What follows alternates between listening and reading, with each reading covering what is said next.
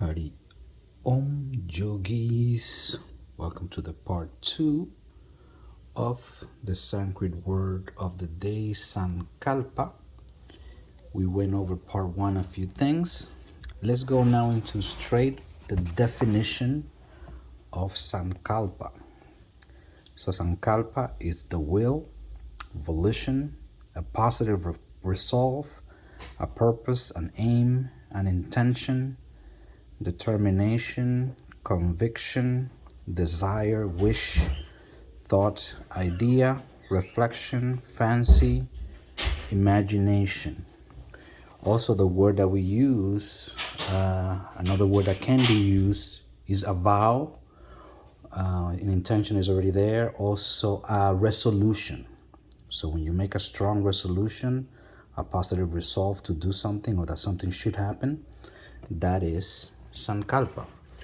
So we went over a few examples of Sankalpa on part 1, and I did say that we were going to go back in the lineage to see to which of these 4 disciples of Sri Adi Shankara, of the 4 main disciples, we link back to Sri Adi Shankara. Because as we explained before, depending on where you branch out from, it can be very different, or there will be a lot of differences in the lineage. Even branching out from the same person, you will see a lot of differences in the teaching, in the way of teaching, in the way of approaching, in the way of working with disciples, etc. And we went into the reasons why. So we already have defined Sankalpa. Another important thing, besides the fact that depending on where you branch out from, you're going to be, the teaching may be slightly different, or there may be more focus on one thing or the other. We also have to take in mind that not only because of the different personalities, the different regions of where these 4 main disciples were, but Sri Adi Shankara himself divided the 4 Vedas among the 4 disciples in 4 different regions. So the 4 Vedas, we have Samaveda, we also have Yajurveda, we also have the Rig Veda, and we also have the Atharva Veda. Sorry for my handwriting. So these are the 4 Vedas. And so Sri Adi Shankara said, okay, you go to this region, you go to this region, you focus or specialize or take care or protect this particular Veda. And he did that with each one of his 4 main disciples. So not only their personality are going to come into play, but the fact that they are focusing on a particular scripture will make things even more slightly different. And again, it doesn't mean that the lineage has been distorted or lost or anything like that. We're going to go into a little bit more of that. But all of these reasons combined will ensure that there's going to be a lot of differences between the people, the way the teachings and the focus of each lineage. So for our purposes, if we go back in time, I'm going to present to you guys this document. So this document, some of us have had the fortune of actually going on pilgrimages to India. So this one, if you go up the Himalayas to the Joshimath, one of the places where Sri Adi Shankara left his one of his disciples in one of the Vedas, we will see that right after Sri Adi Shankara, the one that we link up to, because we link up with Joshimath, is with Acharya Trotaka. So Trotakacharya, one of the main disciples of Sri Adi Shankara, he's the one that right after Sri Adi Shankara, he was the one on the north, on the Joshimath temple up there. And if we keep going down, then we see the Right after him, this was the Acharya. And we look at the numbers going down 21. If we go back, keep going down, we're going to find Shantanan. So let's keep going. Shantanan was actually number 44. So he would be like the 44th president. Swami Shantanan Saraswati, number 44.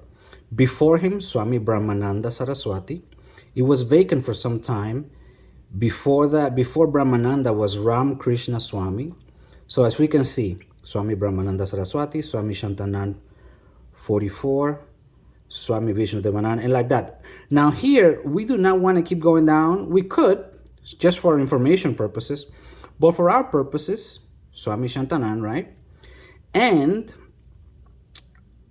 Swami Shantanan doesn't mean that Vishnu Devanand was his disciple, but he, of course, he had many other disciples. They just didn't become an acharya of Joshimat. Give you an example. Swami Brahmananda Saraswati, right? We have Swami Shantanan, who became the Shankaracharya of Joshimat. But you know who was another disciple of Swami Brahmananda Saraswati? Contemporary with Swami Shantanan was Maharishi Yogesh Yogi, from the Beatles, the guru of the Beatles, and the guy that introduced transcendental meditation. So he was also a disciple of Swami Brahmananda, Swami Mahesh Yogi, along with Swami Shantanan. But Swami Shantanan just became the president or the Shankaracharya of Joshimat. And he had many other disciples. And as we can see, even though they were both disciples from Brahmananda Saraswati, Swami Shantanan, his way of teaching and some of his other disciples are different versus Maharishi Mahesh Yogi, who's teaching transcendental meditation. Different practice, same guru. We can go into that another day.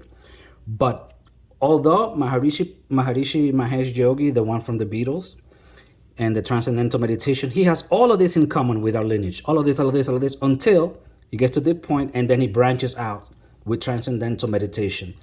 There is some interesting gossip there.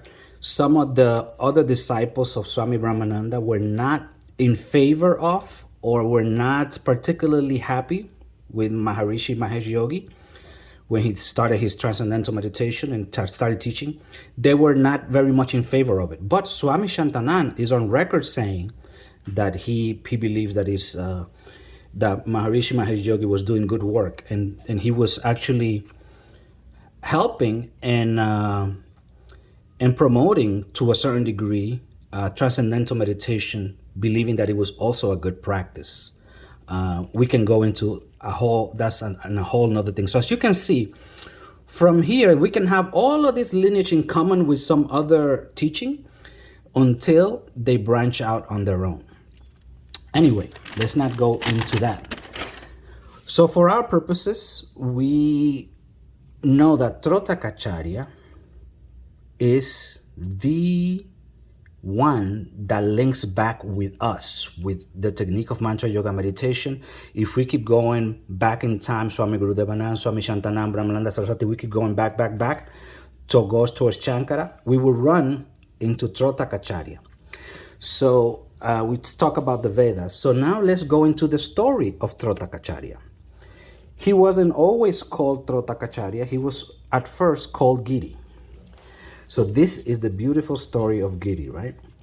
And the Sankalpa, because we got to come back to this word, and how Sri Adi Shankara demonstrated Sankalpa. He actually demonstrated Sankalpa in many different instances, but this one within our lineage and with this particular disciple, we're going to go into the story. So the story goes, first, Sri Adi Shankara had all of these disciples, Padmapada, Hastamalaka, Sureshwaracharya. The last disciple, the last addition of the main disciple was Trotakacharya, but he wasn't called Trotaka, he was called Giri. So Giri was kind of like the newbie, the rookie. These guys were already with Sri Adi Shankara when then Giri was added to he was the latest addition the new initiate, let's just put it that way, as part of the four main disciples. He wasn't yet recognized as the four main disciples. But now here's the thing. Padmapada, genius, intellectual, brilliant. Hasta Malaka, also a genius on his own. Sureswaracharya, Adi Shankara was looking, actually Sureswaracharya was the one that was married to the incarnation of Goddess Saraswati. So this guy already had disciples, he had a teaching.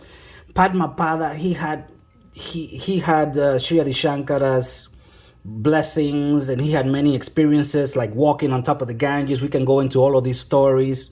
Hasta Malaka also just, we don't want to go into all of these stories, but these guys were very highly intellectual. I'm talking about, all those debates that Sri Adi Shankara had.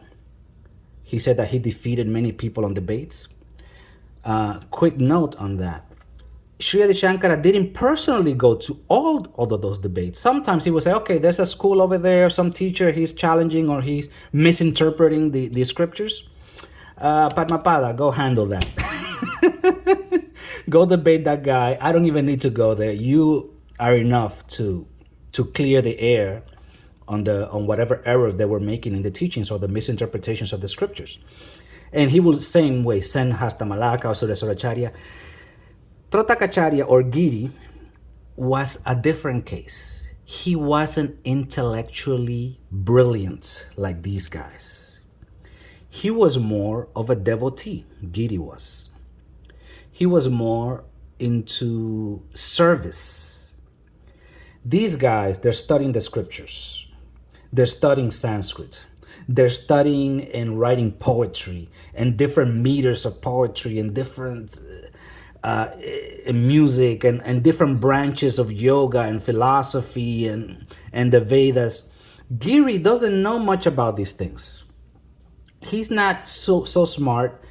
All he does, Giri, is just like, you know what? I don't know much about this reading, this writing, this interpretation of the scriptures. All I want is to be of service to my guru. So he will cook. He would wash the clothes. He would service. He would go about getting ink. Anything that the other quote-unquote yogic nerds over here, because they were really nerdy guys if you look at the history. They're just very intellectually, high intellectual. But that not just intellect, they also had their full experiences, spiritual experiences. So these are not just regular dudes. So Giri was more like a simple guy. Giri can wash the clothes. He can, get the wood for the offerings, go get water. Basically an errand boy. But it was said that Giri was so in tune with Sri Adi Shankara, he would get up early in the morning before Sri Adi Shankara got up to do all his spiritual practices. So that by the time Sri Adi Shankara got up, Giri was already up and ready to serve his guru. And that he was so in tune with him that Sri Adi Shankara never even had to speak, as to say, before he can think, oh, I need this, I need that, Giri had already taken care of it. So one day, it was the practice of Sri Adi Shankara that in the afternoons, he would speak on a particular subject, on probably one of the Vedas or one of the Upanishads or the Brahma Sutras or one of the many scriptures, which we can get into that another day. So he's into this habit. And these guys, being super nerdy guys, they're like all into these lectures. Giri was there, just present, but he didn't really get all this stuff. He just wanted to be of service to the master. So Giri's washing the clothes at the river, and he's taking a little longer than usual. So the story goes that these guys are getting antsy, and Sri Adi Shankara is waiting patiently for his beloved Giri. However, he's taking too long. These guys, they just want to get into the lecture, the juicy stuff, the scriptures, the Sanskrit, the different interpretations, and all of these fine points. what is the Brahma, what is the Parabrahma, what is the Atman, all of these kind of details about the scriptures and how the logic and all of these things. So they start getting antsy. So it was their practice that before they started the lecture, they had to sing a few Shanti mantras, like a few mantras, so that they knew, okay, that once the mantras were done, Sri Adi Shankara will start speaking and lecturing on whatever topic of the day. And so they just started. Padmapada said, kind of like the other guys. Padmapada being one of the main leaders. He was, hey, let's just start chanting. And so they started chanting, doing their chant. And Sri Adi Shankara said, hey, wait, let's wait for Giri. He's not here yet. And then my boy here, Padmapada, says, Master, I mean, this boy Giri, he's not so bright. Whatever you're speaking about, he doesn't understand. He's as dull as this rock over here. It doesn't make a difference whether he's here or not. Kind of like, let's just get on with the teaching. We're wasting time. These guys are really into the scriptures. Now, Sri Adi Shankara, this is where his Sankalpa comes in. Because, of course, Padmapada's right, and these other guys, they were right. It's not that they were wrong about what they were saying. They really didn't quite get or understand the scriptures. But at the same time, he noticed that these guys, they had become a little proud of their knowledge, of their learning, of their of some of the experiences that they had. I mean, Padmapada was walking on water and lotus were coming from under him. You got to give it to the guy. He saved Sri Adi Shankara when he was about to be attacked by some crazy guy. He has some mantra CDs, and this guy, he had a lot of disciples. He was a genius from birth. So these guys, they had their experience, and you can say they even had a right to feel a little superior. They were not regular guys. So Sri Adi Shankara noticed this ego. And also, he had his love for Giri. He thought these guys should not be so proud of their learning. These guys should not be looking down on Giri. Giri should be respected. He should not be made fun of or looked down on by his fellow disciples. And this is where the Sankalpa comes in. Like Dexter said in his story, not one touch, just one thought from the master, one thought from Sri Adi Shankara. And intuitively he said, let Giri know. Let Giri, this was his Sankalpa, Giri should be respected. He should know and be as good or better than these guys in order to keep them humble in his learning, in the scriptures, in all of the different branches of knowing. And so this was Sri Adi Shankara's Sankalpa. He just had that intention that my dear disciple Giri should know just as much as these guys. These guys should never, ever look down on him. And just that thought alone and that love alone from the master towards Giri, as he was coming up. Now these guys, again, they're a lot into the scriptures, a lot into writing, in poetry, different meters of poetry. Now here comes Giri, doesn't know Sanskrit, or didn't know much of it like these guys. And he comes, and in the moment, on the spot, he just bursts out with this awesome rhyme. He was like Eminem of those days. He just came out and started saying this rhyme in this poetic meter that was very complicated. And not only was the rhyme beautiful, and the sound of it was beautiful, maybe another day we're going to go into, but the meaning and the teachings of it were also very deep. It was in praise of his guru, and the blessings of the guru and all of that. And he's just going on in Sanskrit. And these guys are like, oh my God, Giri has bars. Giri, he's saying this poem in this complicated poetic meter that even they had to respect. Not just the poetic meter, but also the lyrics in themselves and the teaching in themselves. And that meter, that poetic meter, is called Trotaka. That's why from that day on, Sri Adi Shankara named him Trotaka or Trotakacharya, based on that poetic recitation that he did. Maybe we'll make another video another day on that poetic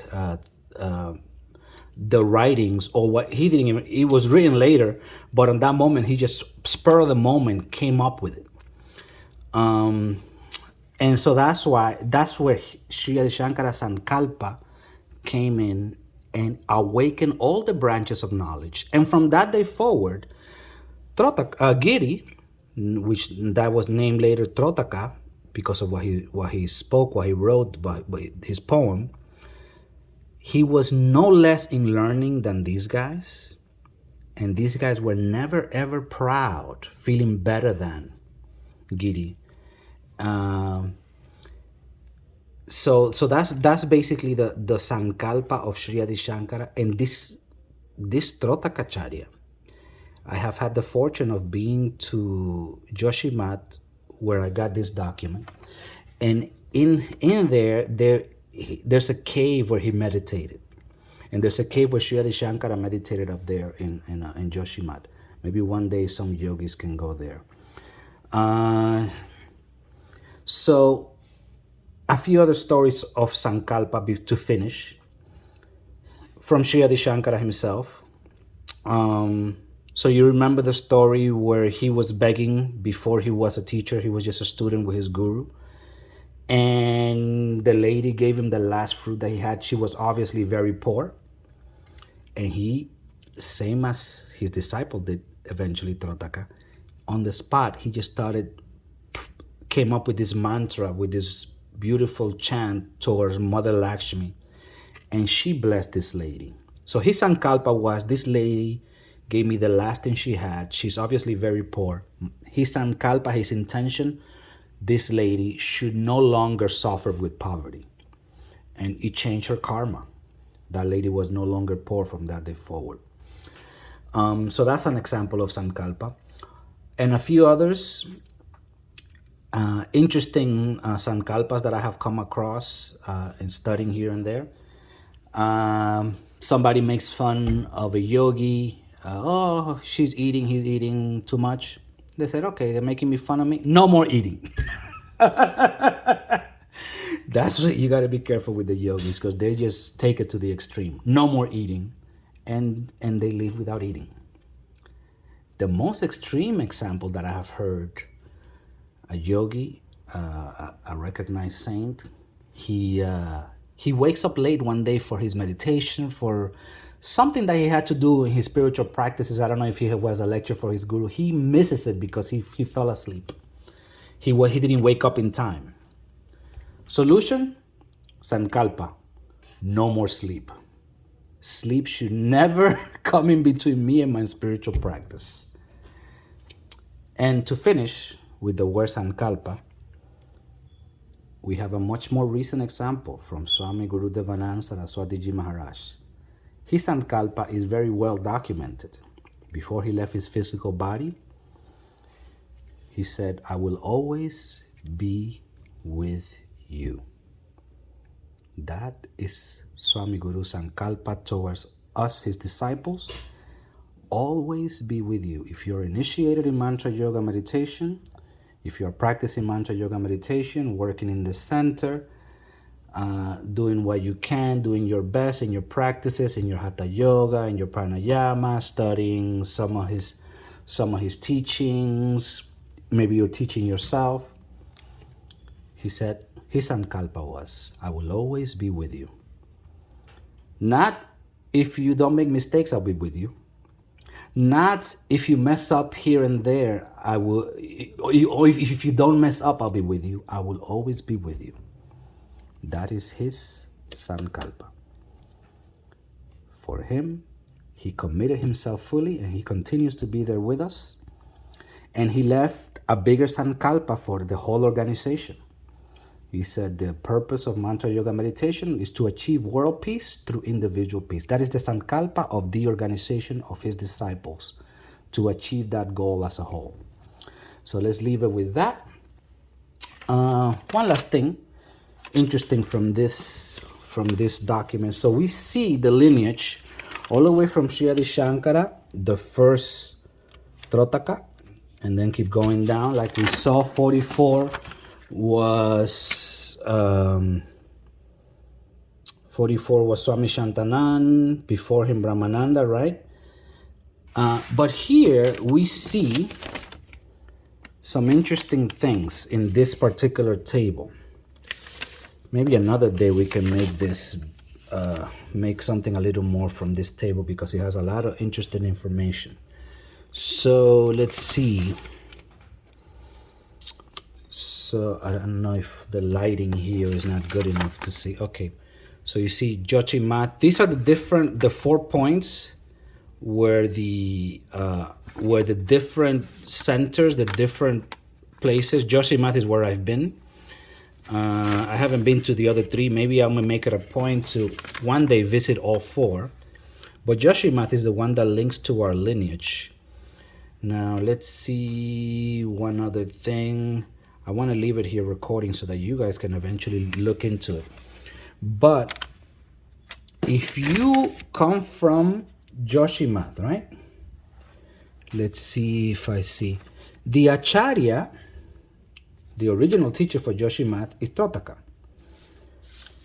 For the other is, let me see, Padmapada, like that. And you say Sureswara Acharya, Hasta Malaka, for the different ones.